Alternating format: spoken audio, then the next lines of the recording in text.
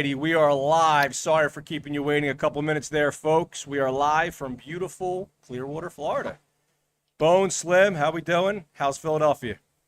Doing good. Again, you can feel spring trying to break through. Amen to that. And folks, bear with us here. You know, we're doing our first remote podcast. I'm down in Clearwater, Florida, so if it gets a little glitchy and rocky at times, just ride with us. I see we already got some chat activity. We'll get to that. How's the breeze down there? The breeze is phenomenal. I actually feel that right on my back right now. I'm sitting on my balcony. I got the Gulf behind me. Tough to see with the light. I tried to share some of the images on our socials so people can get a, somewhat of a vibe, a visual of what's going on.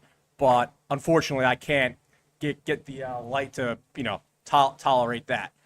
But again, welcome back to the Red Corner, the live from Clearwater edition. Guys, you know the drill by now. If you're here and you have not subscribed to our YouTube, please do that. We have Instagram, we have Twitter, we have TikTok, we have all this stuff that you're familiar with. So please jump on over, join our community. It's been a blast. And I know we kind of just hit on this, but Bones, you're doing a little remote podcast from South Philly today. Is that correct? Yeah, about a mile and a half from the ballpark, down at my mother-in-law's house. As my niece is in the St. Patty's Day parade, so they're downstairs watching that on TV. So I'm doing a little remote myself. Awesome. So this is going to be just like how South Florida is very laid back. This is going to be a very laid back format, right? We have a lot of subscriber questions we're going to get through. Slim and Bones are going to ask me a little bit about the Clearwater experience. But other than that, chat's open. So if you guys have anything you want to spin and add, I see Eyewash Media jumped in there and said, yeah, it's been nice to connect on Instagram. Yeah, man, I've been enjoying getting to know you as well, and I appreciate your content. So being such a good subscriber, man. Get Slim. And happy St. Patty's Day to everybody. Yeah. And go brah. Since we're keeping it low key and chill, I won't get on my tirade about how the Phillies got to bring back the Irish Heritage Night as well as some green alternatives. Now's not the time for it, but we'll get into that later. They never got rid of it. I don't think they didn't have it last year or this year. They got rid of it. They brought it back, and they also got rid of the green uniforms. Yes, they did. Oh, down at spring training, you're saying? They did. He's correct. Yes. Yeah, but they still had the Heritage Night during the season. I would say, and I do think they got rid of it for one season. What night is it this year? Because I'll be there. It's usually in September, right? We'll mark that on the calendar. Yeah. All right, we'll they got check. the German one. They got everything. And I think one year they forgot that. I think one year they took it off and they did something else. They did like another Star Wars night or something. But with the uniform thing, that's all like Fanatics and Nike. That's all like right. They can only have so many uniforms, which is friggin' stupid. But yeah, but like you guys know, half my wardrobe is wearing those free Irish jerseys that come on Irish Heritage Night. Like that's what it's my Twitter default. This I wear the clothing. It's a big deal for you. I need these nights. If not, I had nothing to wear. I'm at the Salvation. I'm at the Salvation Army. Yeah, what do you got? I forgot to share when we were talking about Eric Kratz and that one time Chris has the turkey thing. Yeah, it was the turkey bacon. We'll have to find a good time to share that. Maybe hopefully if we're in the postseason around there, it'll be a celebration turkey. We'll juice that up. We got some smart Alex in the chat saying, Willie D, is that day 3 with this Hawaiian shirt? Excuse me, I have 2 of these. Thank you very much. But guys, what do you want to know? Hit me. What do you want to know about Clearwater? Any questions? What do we got? What's the best thing about Clearwater? We've never been. I hear great things. I've been around a lot of different people these last 2-3 weeks. I'm around a lot of people all the time, and people that I didn't even know are into baseball. I'm catching. They're going down to Clearwater. They're going down, checking it out. I've heard people explain to me the difference between the Tampa Bay and what's actually going on there. Not Tampa Bay. 100%. I'm confused. But go. What's your favorite thing? So favorite thing obviously there's a lot of directions I could take that. I would just say this is Phillies nation down here, right? And that's apparent. you hit the nail on the head. You don't need to be a baseball fan to really enjoy the spring training atmosphere. If you are a baseball junkie like us, it makes it that much more special. But the biggest thing, as you guys know, I lived in Florida for a couple of years on the East Coast. You both visited me plenty of times. I've never really spent a lot of time on the Gulf. It is absolutely beautiful down here. Like, truly. Like, the Gulf is gorgeous. The beach is beautiful. The vibe, I think, is more in line with what we're into. So that's, for starters, the Gulf and the Clearwater area is beautiful. So I would say if you're just one of those guys who likes to be on island time and add in the added vibe of baseball, it's absolutely, a home run, no pun intended there. The other thing is the game itself is kind of just a party, right? Like going to a baseball game when you don't want to say the result doesn't matter, but it really doesn't, right? It's no one really cares who wins a spring training game. And that vibe is apparent, right? So it's kind of just more of a being in a relaxing environment and hanging out. And, if you want to check out some progressions or some prospects and all that. But yeah, that's kind of the top thing. And you were at the game Friday, so you've seen all the prospects. Yeah, so I went to the breakout. I went to the spring breakout game on Friday, which was awesome. And then yesterday I went to the game against the Tigers on Saturday. But yeah, so I mean, we'll get into that some more. But the biggest thing about the spring breakout game is that was definitely more of a competitive juices flowing type game, right? Because a lot of these guys are trying to prove themselves against their peers. So there was a different vibe with that.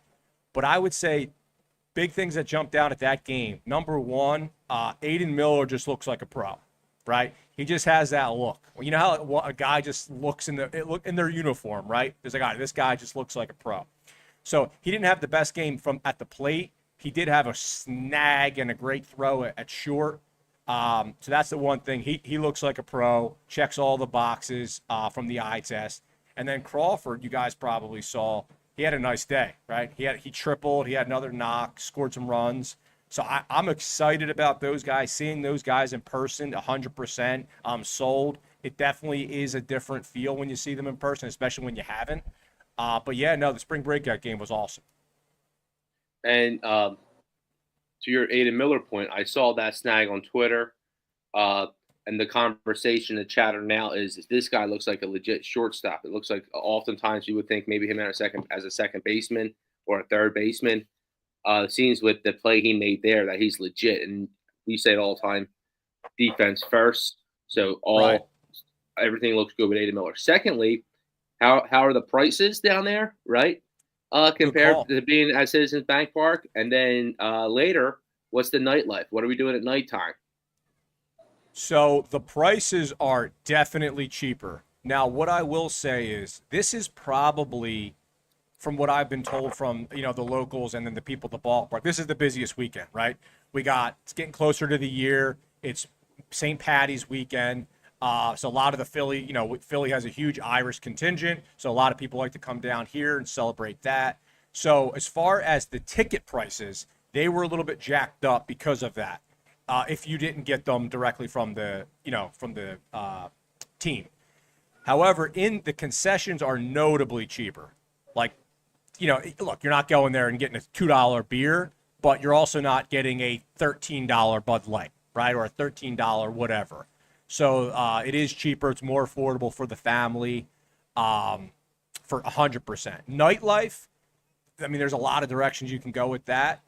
Before I hit on that, I do want to comment on, there's kind of two experiences that everybody talks about with being down in Clearwater.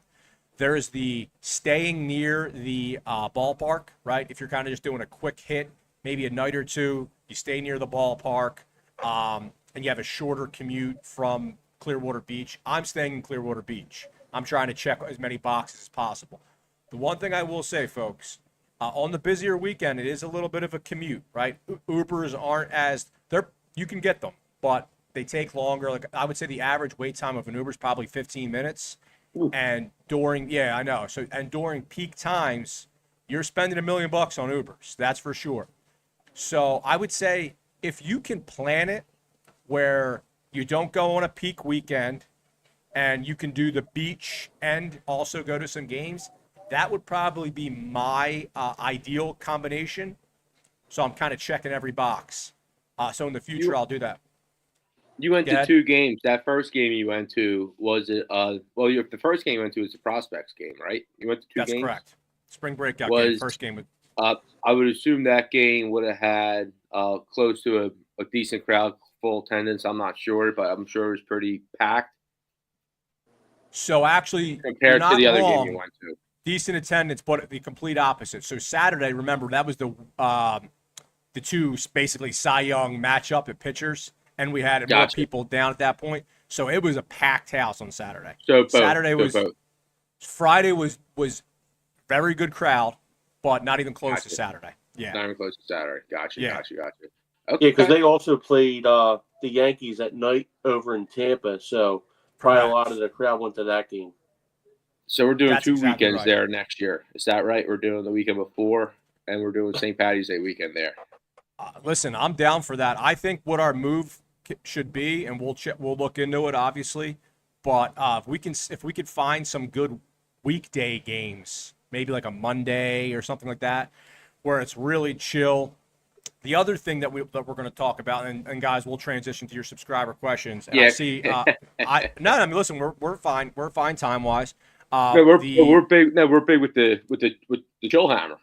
So I'm here for the Monday. The real 100%. Nice. I'm excited to hear what you're going to keep saying. No, so the other thing to talk about, the elephant in the room, is Florida's hot, right? And the sun's strong. So there really isn't there's not a way around it, right? So if you're sitting in the berm, like the fields, you're getting crushed with the sun. I would say me and Slim especially, we burn up, right? I think Bones is a little bit better with the tanning. But that said, I would say that if you can get there early, and this is why I was saying you could chill at Frenchie's. So Frenchie's is the left field bar atmosphere. They got the canopies. They got all the cocktails. It's kind of just like a party. That's what you'll kind of see. Half the people are there just drinking their faces off and partying. The other half, it's kind of a family environment, trying to get autographs. And then there's just the baseball junkies that just don't want to miss anything. Correct. Yeah. Any damages down there from the hurricane that happened, back in October, November, something like that? So, yeah, there was the big hurricane, and that has been a narrative that a lot of people have been talking about. And honestly, what most people have been saying is how much of an improvement they've made over the past few months. So if I wasn't looking for it, I would say I would have not noticed anything. There's a few retail establishments that, are kind of boarded up a little bit, but nothing that's a super eyesore. The downtown, like the Clearwater Beach area, is beautiful. I think it's Gulf View Boulevard is like the big one. That's where I'm staying. It's just like everywhere you walk. And the other thing is, I really love the fact that this is one of the biggest weekends, right? There's people everywhere, but it doesn't feel overpopulated. It doesn't feel overly congested. It's not like everywhere you go, it's a nightmare. That's another kind of takeaway I've had. Slim, what were you going to say? No, so I guess the last question, to circle it back to the nightlife, or what I say, the night plans. So let's say, I'll give you a scenario. Bones gets a babysitter, right? So he's able to go out with his wife. They're not at a baseball game. What else can he do? What can the wives do if you get the babysitter? What? So we need something else. Okay, so I'm gonna take the atmosphere for the game sounds good, but now we need something else because we got all day. 100%. All right, so I got an answer for you. So this is what we're gonna do. So I have my notes here, so I remember all the names because all the names sound similar. So there's a place called Sandbar, and it was in Opal's Resort. I'm down. Yeah, so it's called Sandbar. It is a beautiful place to watch the sunset. So you go there, you grab a table, and it wasn't that crazy to get a table. We went there last night, had a really nice meal. Food was solid. Drinks were solid. Obviously, you're not expecting to get a deal anywhere, but it wasn't outrageous. You go there, you get a nice meal, you check the sunset out. There's a guy playing live music. So you do that around, I guess like 6 to 7, depending on sunset. After that, you finish your meal. Shepherd's is the move. So you hit up Shepherd's. They got everything there. It's a fun atmosphere. And there's a ton of rooftop bars. There's this place called Jimmy's. It's a rooftop bar. It's near my hotel. Yeah, man, there's something on every block. There's something on every block. The beach is beautiful too. So you can hit the beach up. We're a block away from the beach. And then off air, you have to let me know where some of the air conditioned havens are in case it does get too hot. I can sneak away and cool down for an hour or two before popping back out. Yeah, no, 100%. I think Jimmy's has air conditioner, the rooftop bar. So that's all right. a nice little. Note it. Yeah, Jimmy's is your spot. You see any people down there from like the neighborhood? You know what? One of the guys down here that we're with, Mickey, who you guys know as well. He mentioned that he saw a couple people. To be honest, I have not seen anybody yet. I've seen a million people with, obviously Phillies gear and, Philadelphia, just various apparel that we all would recognize. Apparently, John Kruk was walking around, changing gears. John Kruk was walking around the ballpark, but I missed him. I didn't see him.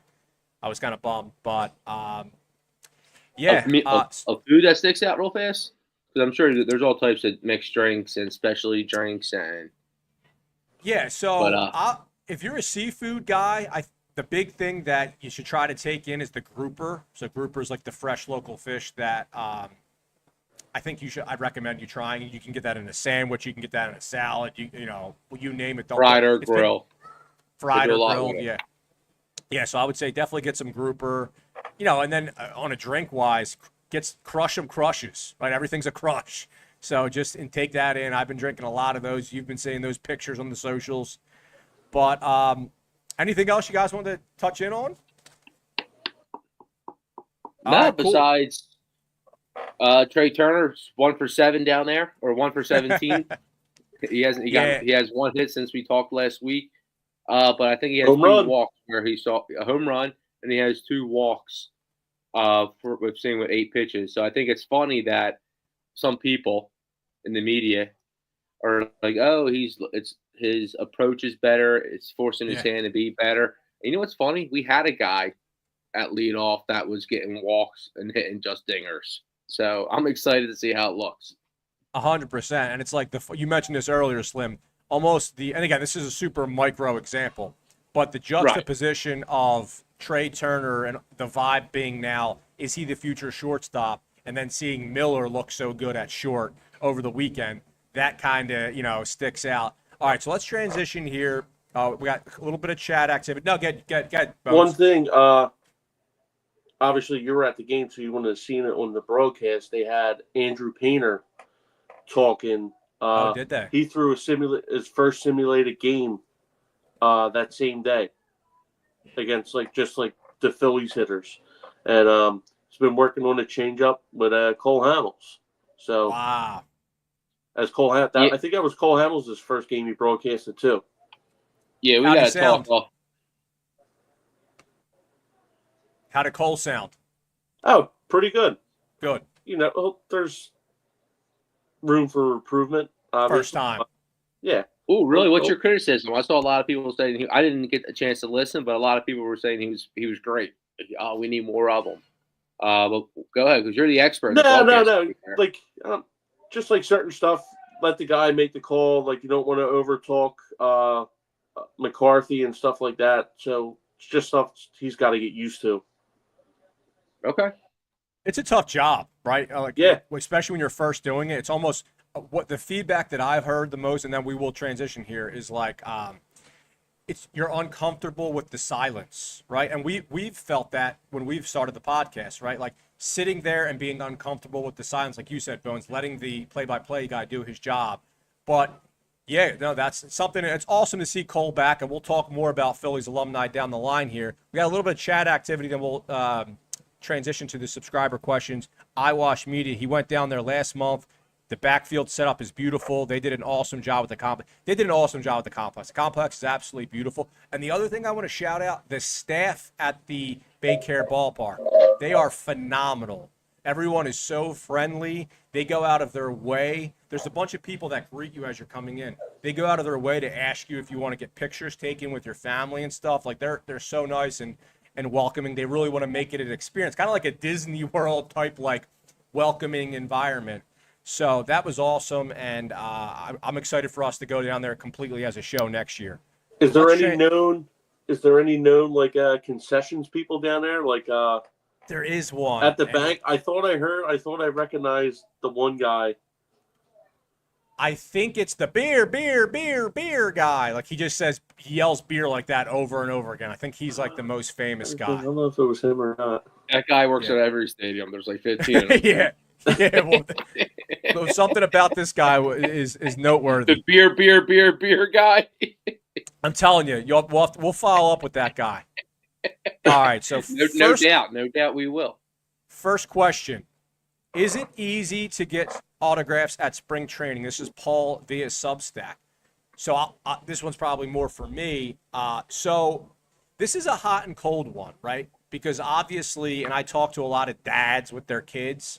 So the biggest thing is if you're down there in a busy weekend game, you want to get there early, right? Word on the street is that third base line is where you want to set up down there because that's where a lot of the home field players are there.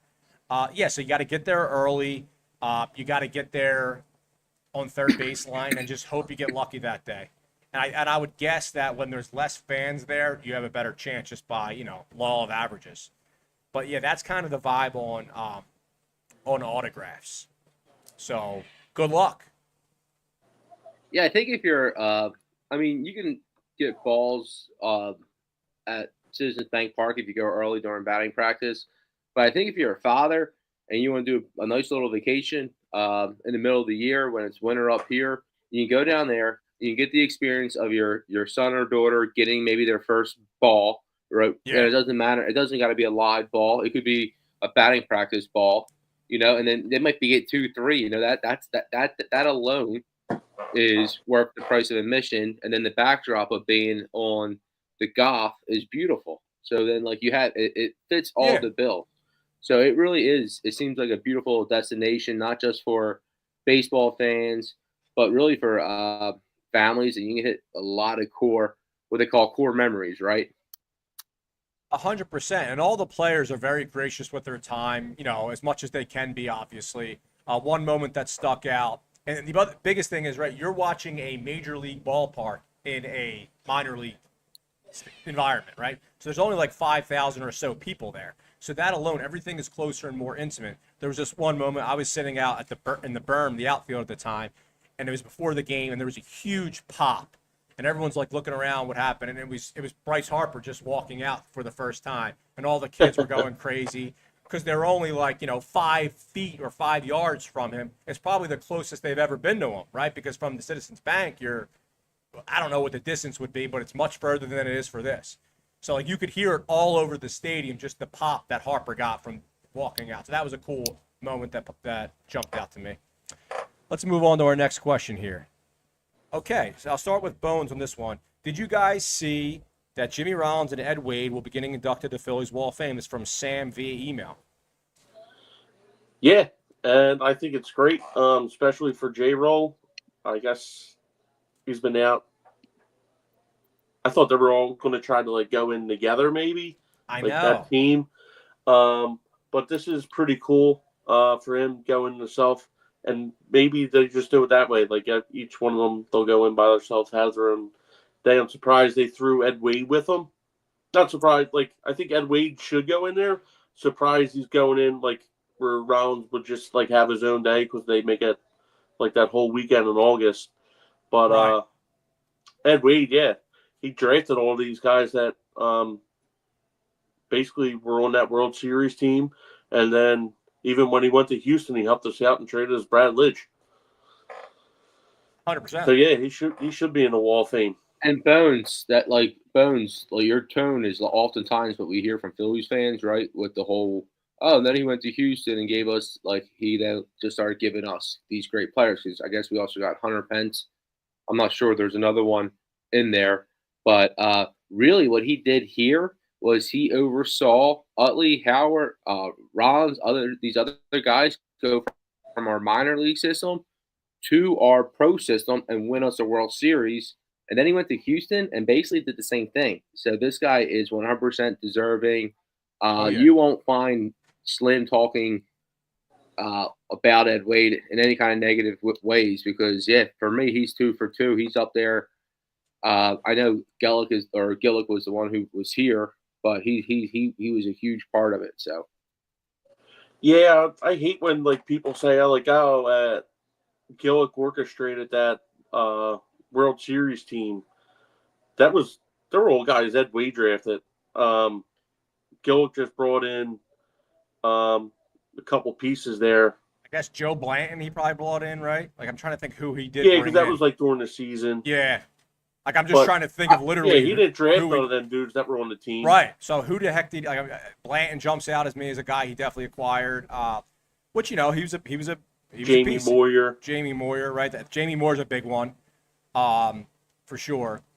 But and shout out Ed Wade. He probably would have been there for Chooch, I would assume, or I'm not sure. I would have to because with Wade, Gillick, and then Ruben Amaro, I would have to have it all laid out and then see.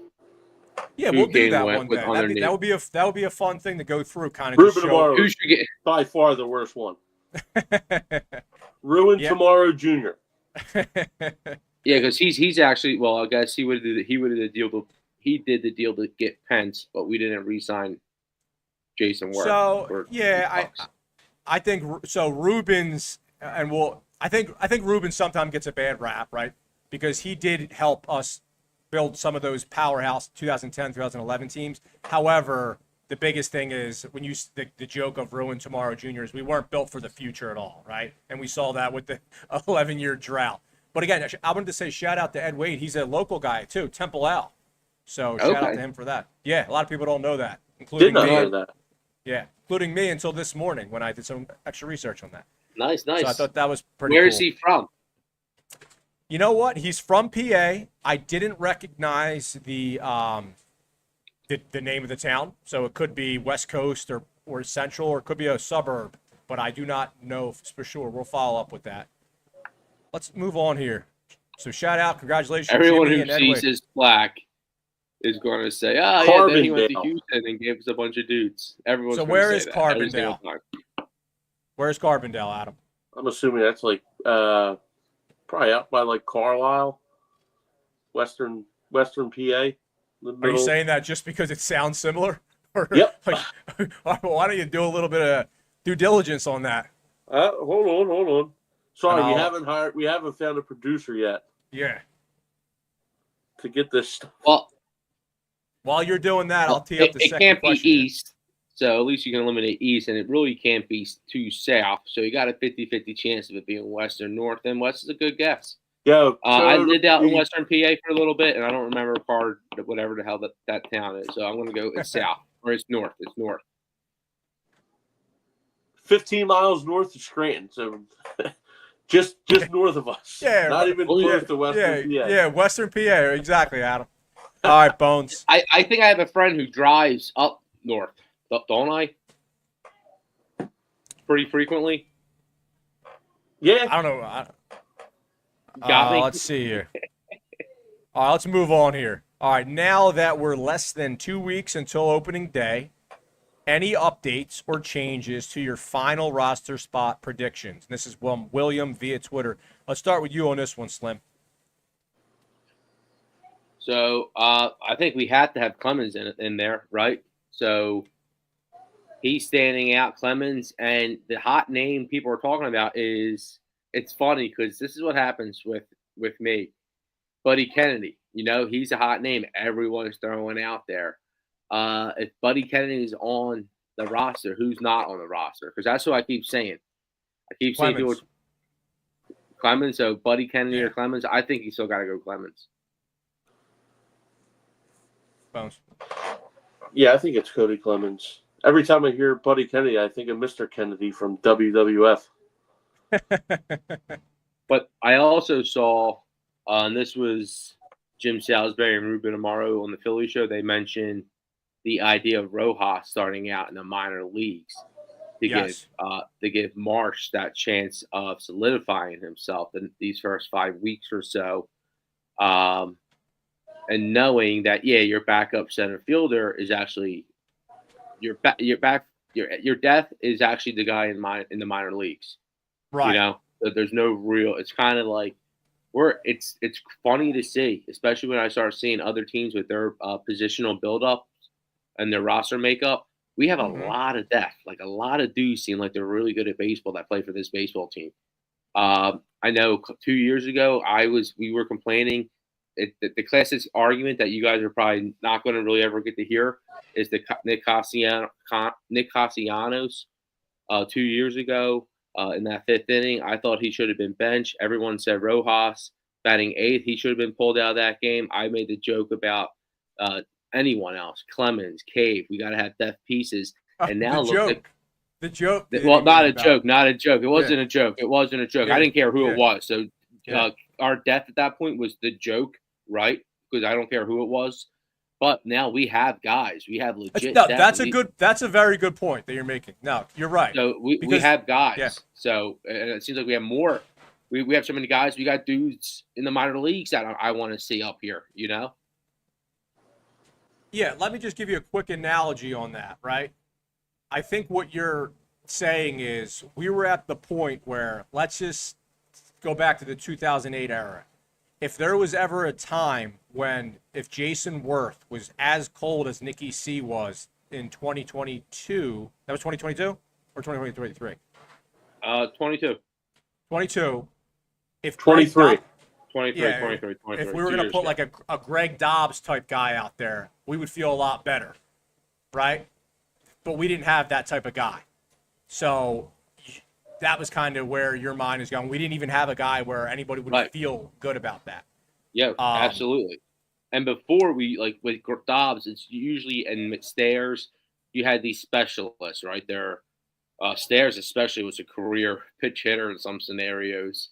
Now it just seems like we have all the talent of the players that make these teams are more well-rounded. You know, they're not like specialist hitters. They're just more generalists. You can go in there and they're so good they can do anything, but they got to be. It might take them a minute to adjust, but they eventually can do pretty much all types of things. Like you see, I feel like Buddy Kennedy is going to be another one of these guys. Kennedy and Clemens can do a lot of different things. I feel like. Well, I feel like the reason for that is since they got rid of the pitching, like now that they added the DH. Yeah. Like there was just guys like you said, Stairs, Greg Dobbs. They knew like their job was to go out there and pinch hit. Like they knew they were going to be called upon that day. Now these dudes might not bat for like 3 games. That's a really good point. It's a great point. So they're just going out there to play, like you said, like the whole game, not just going out to pinch hit. Yeah, so I was on the adjustment period. The game's changed a lot. We got a good team. We got a very good baseball team. The Braves got a good baseball team. We'll see what happens with the Mets, but we got a good team. And obviously, I'm not even going to talk about the Dodgers. But, we got a good team, a very good team. All right, next question, a little bit more lighthearted. So what is your favorite type of beer? For example, airport beer, a beach beer, a tailgate beer. This is from Frank via Substack. Let's start out with you on this one, Bones. And you can take another direction. Those are just the examples that he gave.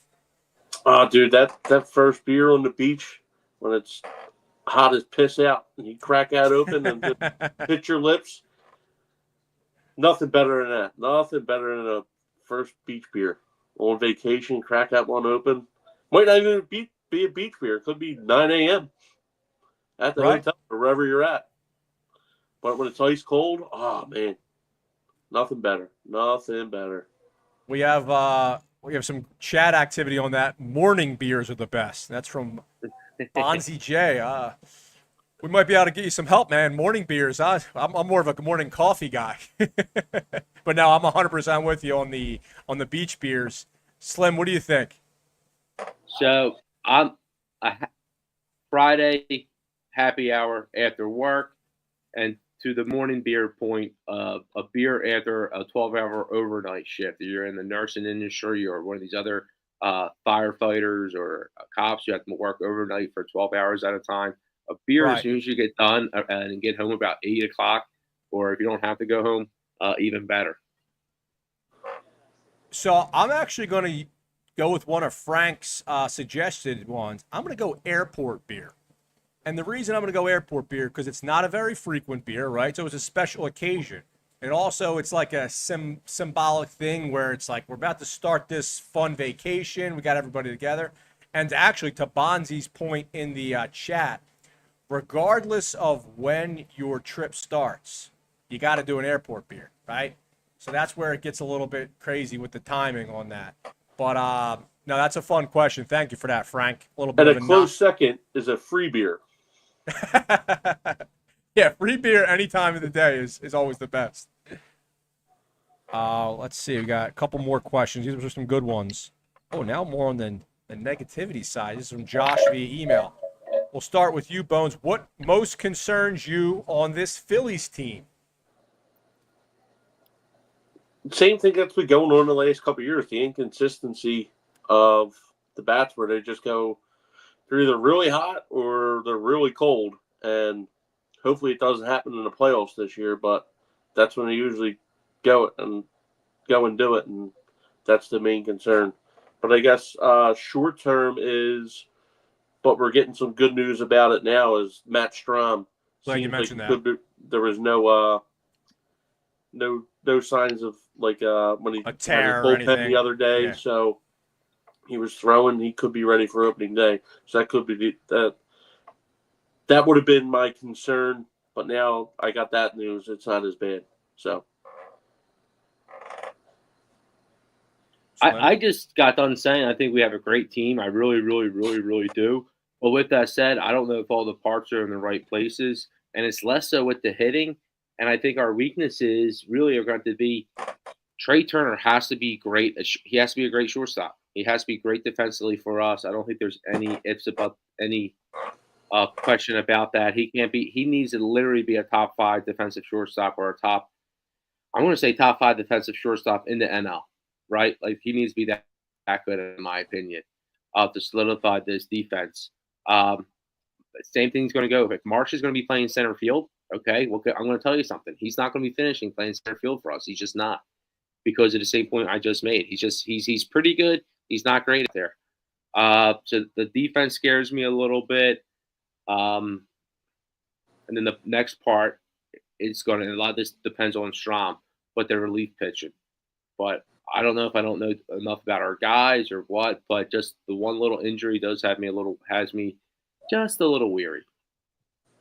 Yeah, so Slim, when you were kind of going on about Trey Turner's going to have to be a top 5, I would think a lot of people that are listening to that maybe roll their eyes or disagree. But honestly, I started thinking that way, and I think I know where you're coming from. Like, obviously, from an advanced metric standpoint, he has not graded out well at shortstop. He hasn't.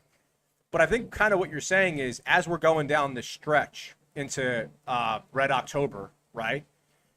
We don't want to have that feeling. We don't want to have that feeling that we felt the past couple of years when the ball gets hit to the left side of the infield, whether it's Bohm or Turner. We're all kind of clinching a little bit, right? Yeah. Mm-hmm. So we don't want that feeling, because when Jimmy or Pedro Feliz were over there, it was like non-event. Let's get that ball over to first baseman and let's get to the dugout. So, off the bat, it's an out. Yeah, guaranteed. So I think what you're saying is you want him to take a next step up. So when we get to because now we're in playoff baseball, right? That's our mindset, and we want to not have to be clinching. Ooh. And they believe it can happen. So yeah, I know he's frozen there, but he'll bounce back in a second. Just like they think Trey Turner's going to end up bouncing back because they think he's super duper athletic. He's one of the fastest guys in baseball. So we'll see what ends up happening there. Devo has the questions, but what about on the other end with the bullpen? What do you think about the closer situation? You still think we're going to see about a split, 20 saves from Corcoran, 20 saves from Alvarado? Yeah, I think it's going to be a split. And I think Romano could be in that mix as well. But hopefully at some point, Corcoran wins the job for me. Like, I think they need a set guy to do it, and he would be the next.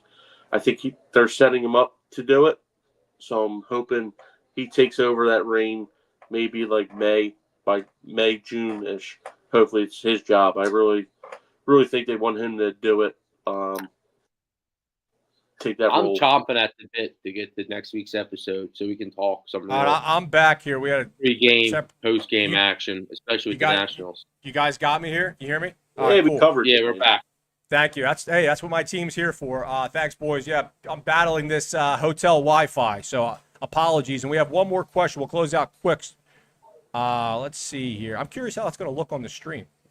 Let's see here. Got one final question for you guys. It's a fun one. So now that you've seen Clearwater, what other Phillies or baseball destinations have you guys seen? Cooperstown, any other minor league teams that you want to check out, etc. Slim, what do you got here?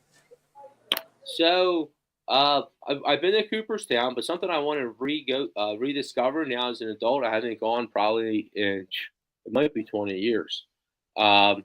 Is I want to go back up to Reading. I want to start experiencing the minor league, start seeing these minor league guys as they're coming up, and going and experiencing, Reading, head over to the Iron Pigs and those. But, yeah, I remember going up there we saw them play. I think they played the Purple Indians. I think the uniforms were purple and gray. And I was sitting first base line, and the first baseman was a guy named Nate Grindell. And I'll tell you what, Nate Grindell had a long day. Slim was up this guy's – I'm not even going to say it, but I was on that. I was in his ear all day long. And that's when I was much younger and much more foul-mouthed. So he was probably a jar of what this 11 to 12-year-old Dennis the Menace. Shout out to that guy. We'll have to follow up and see how he's doing. We're going to find him and see if he wants to come in. I bet you he remembers that because it wasn't just me. We had a whole crew of little jerks just feeding little meanies. And I can't remember. I would love to find the game because I bet you he had an error or something that was that was bad. Which is it's kind of frowned upon to be like that, But even I've been to college games when I was young and acted like young a jerk. Young and dumb. Because you know what, you can really impact the game. Like you can truly impact the game. Absolutely. Yeah, we all been to Cooperstown together. That was an awesome experience. That's just fun trip. Something everybody's got to do. As far as baseball games, when the Phillies played the Cubs out in Chicago, wasn't actually in Wrigley Field. I was in the apartments in right field, which was a cool experience. Other baseball stadiums, I'm trying to think. I did Yankee Camden Stadium. River Sharks. Yeah. And actually went down to a Penn game. Penn has a nice little field right down there near the Schuylkill. Absolutely. Yeah, we did Camden Yards together. Camden Yards, but for the Orioles. Yeah, no. I want to echo Bones and Slim. We did a nice trip down to Cooperstown in New York for the Hall of Fame, and that was a blast. It's a absolutely beautiful little town. The lake is awesome. If you're a baseball junkie, go to the Hall of Fame, spend hours. If not, just enjoy the lake and, grab a nice lunch down in the main street. But, yeah, no, definitely check that box and go to Cooperstown for sure. But the Yankee Stadium, the new one, I know a lot of people love old Yankee Stadium. I never got a chance to see it. But the new one has their little museum. And they have all their statues out in the one little field. But the museum aspect, the Phillies have such a long history that they could absolutely do something along those lines. And it really is a shame. And I'm going to do more research into it. But the whole Connie Mack, because the Oakland A's, right? The Oakland A's and Tampa Bay Devil Rays, they're kind of some of the biggest stories in baseball for all the wrong reasons, So, and the Oakland A's started here, and they were a much more successful team than the Phillies were. But Connie Mack just so happened to also be the manager for that team for 50 years or something. So imagine we had Gabe Kepler for 50 years or some of these dudes for 50 years. So I think the end there got kind of wonky. And now Philadelphia only has one team. Now, good call out there. That would be cool, like a more official museum type vibe for sure for the Phillies would be awesome. The Philadelphia baseball history, if you will. And there's local places we can stop too and check out. Yeah. especially with the weather breaking. Once you get back up here, once the summer comes, we'll have some more time. We'll be on more locations, checking out, having a couple of, just hanging out and checking out some more spots.